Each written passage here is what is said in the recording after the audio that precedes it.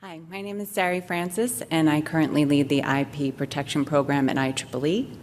Today I'm going to discuss the impact of Sci-Hub on the publishing and academic community and how we're collaborating together to help mitigate the risks and also what IEEE is doing in this space. And I know Andrew touched on a lot of similarities, so we're going to probably breeze through some of these slides as well. But as you know, protecting intellectual property from illegal access and distribution is a concern relevant to the entire publishing industry, from publishers to librarians to authors. And as publishers, it damages our reputation, costs us money, and could ultimately cause irreparable harm to every publisher's business models. And as hackers become more sophisticated, we are becoming increasingly vulnerable. Although there's no one perfect solution, nor can we guarantee 100% protection from these threats, but we can be smarter, more proactive, and effective.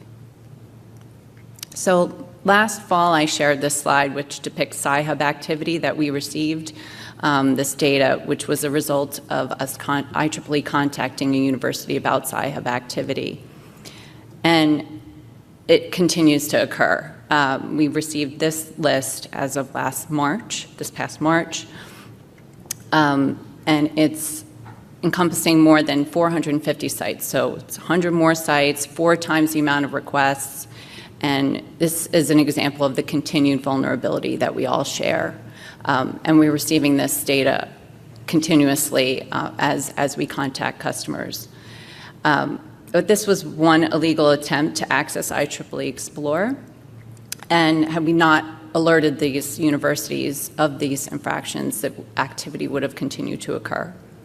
But additionally, what we learned about this particular case was that the user, their password was very weak, not a surprise. And also there were 20 different IP addresses that accessed this one user's account. Guess where that was from? Russia. So yeah, and it just continuously happens on a daily basis, and so we're monitoring it. So to switch gears a little bit, I just want to give you a little bit of information and background on the IEEE's protection program. So we have a decade of experience with a team of 2 people. And during this time, we've established partnership with Covington, which is a web monitoring service that sends takedown notices on our behalf. And a key cornerstone of our program is our relationship with the CPPC, and that's comprised of over 30 different publishers, many of whom we have initiatives with. And we're also engaged in discussions with not just other publishers, but other vendors like OCLC, who manage and own Easy Proxy, and also vendors like PSI, who work with the publishing industry to eliminate subscription abuse. And these organizations have been instrumental in strengthening our program, and as a result, several initiatives have been created as of these discussions. And we also have some internal efforts at IEEE, so I'm going to talk to you more about that. So obviously we monitor for misuse, we're discussing watermarking, and also there's some technical solutions that I'm going to talk to you about in a bit. So I think Andrew already touched on some of these points here about how Sci-Hub steals content, so I'm going to just quickly go through them. But as he mentioned, they're targeting users with stealing user credentials and phishing attacks. And we actually had one university that actually sent us a screenshot. It looked exactly like it was coming from the university, and asking them to change their username and password, asking the student to change his or her username and password. And it had a link on it too, and it looked legitimate. So it is really scary. But who are the key players in this space? So who's really responsible for protecting content? It's the end user, it's the institutions themselves, and IEEE as well as other publishers. So as mentioned before, I think we're encouraging end users to adopt stronger passwords. And not your dog's name or your kid's birthday or something like that. It really needs to be something that's really undetectable And so we're working with, as IEEE, we're working with, partnering with institutions to not only let them know what's happening in this space and, contacting them about Sci-Hub activity, but letting them know that this is happening on their firewalls, and then obviously coming into publishers' electronic resources.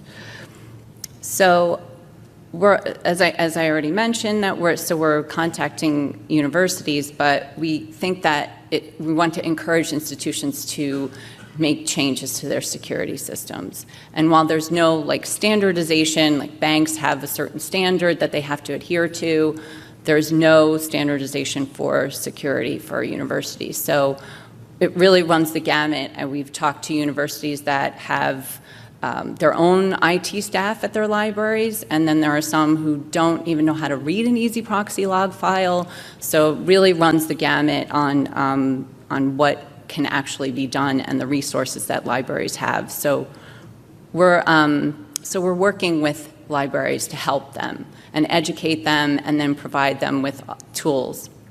And I'll get to talk to you about more of that in a little bit. So unfortunately, why is this? Oh. I wasn't able to show this interactive map that my IT department put together, so it's not technically working, but this is the activity that we've been tracking through our customers. So these are all the requests that are coming into IEEE Explore, and as you can see that the numbers are pretty great in the United States, and then also in Australia and the UK. So you may not be able to see all the numbers, but if you want to, I can show you later after this session if you're really interested in seeing all the activity live. And this graph, and we've also we're not only tracking the activity, but we're also tracking the amount of content that's being stolen on a daily basis. So this graph shows the number of PDFs that were stolen each month as of October of 2017. I'm not exactly quite sure what happened in February to just completely skyrocket the numbers, but it's mostly around 4,000 averaging a month. But I did notice that the type of content that was stolen in February were mostly our entire collection, well, not entire collection, most of our 2017 conference proceedings. So normally it's journals, standards, those types of content, but there was a lot of that occurred in February. So as a community, what are we doing? So as I mentioned, we're tracking Sci-Hub activity and alerting customers. I'm not going to get too much into RA21 because I think most of you know what RA21 is, but I think it really runs parallel on what we're doing as a community as far as protecting users' credentials and making it seamless for them to access. Because I think that's what Sci-Hub is really all about. It's so easy to access and get content for free. But we're also requesting, as I mentioned, showed you the slide before with all the publishers' requests. We're asking customers to provide us with data, and so we're sending that along to private investigators as well as PSI to do further analysis on that data. And they've been very accommodating, and it's been really great to have people that understand copyright take this seriously, and that they're not just saying, well, just turn me back on.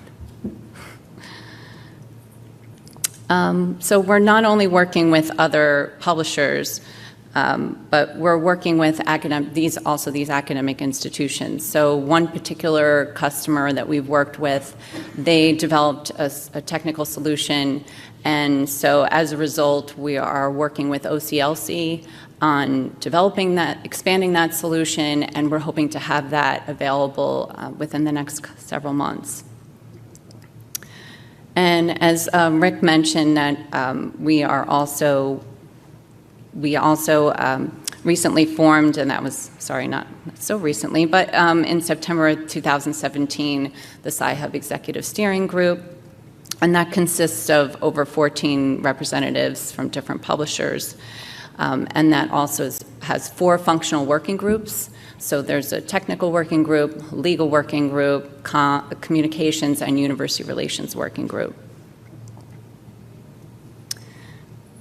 And why did that not go? Sorry. And then lastly, we're working with, as Andrew mentioned, the IP intrusion database, which is the threat intelligence database system that can work with not only just publishers, but other organizations. And we currently have about 17 different organizations that are participating in this initiative.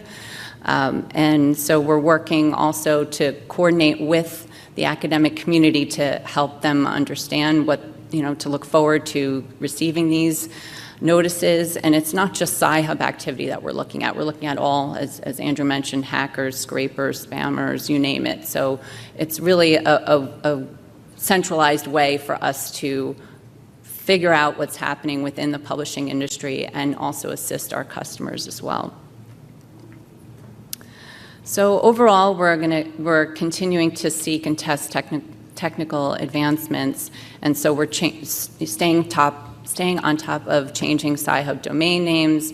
ACS did a great job on eliminating some of those sites, but we're continuing to also collaborate with other publishers and organizations. So, as I mentioned before, and we're also speaking at other events, so STM and ASEE, just to really get the word out and to collaborate and on and offline with the academic community.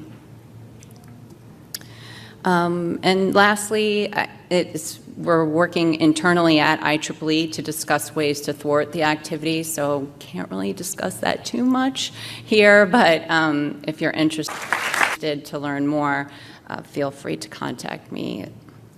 So how can you get involved with all these initiatives?